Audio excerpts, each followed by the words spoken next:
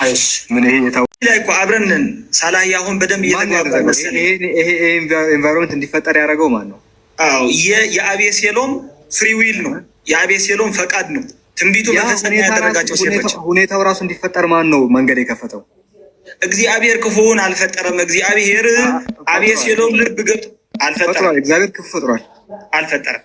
ክፋትን አልሰራም የፈጠረው ክፋት እግዚአብሔር አልፈጠረም። ክፋትን እግዚአብሔር አይደለም የፈጠረው? አዎ ላሳየ። እሺ ትልቁ ላይ አድርጉኝ አድሚኖች። ክፋትን ራሱ እግዚአብሔር ነው የፈጠረው በነገራችን ላይ። እሺ ምን ይሄ የታወቀ አይደል እንዴ? እሺ ና ላሳየ እመጣለሁ። ወደዛ እቺን አሳይቼ ወደዛ እመጣለሁ። ክፋትን ማን የፈጠረው? እሺ አንተ ማን ብለህ ነው የምታምነው? እኔ የሰይጣንና የሰዎቹ ፍሪ ዊል ነው የፈጠረው ነፃ ፈቃድ እንጂ እግዚአብሔር አይደለም ክፋት ነው የፈጠረው። እሺ ልክፈትልህ።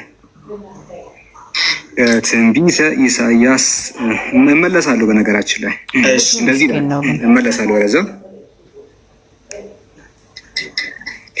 እሺ ክፋትን እሱ አይደለም የፈጠረው ብለሃል አይደለ?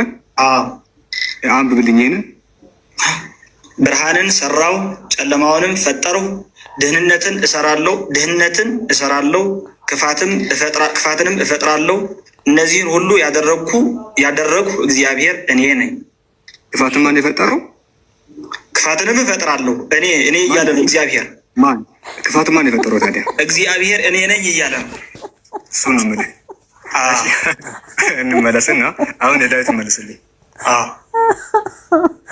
ወይኔ እኔን ወገኔ አይዞክ መልስልኝ የጠየቁትን። ኤግዛክትሊ ምን መሰለ እዚህ ላይ ምን ማለት ተፈልጓል መሰለ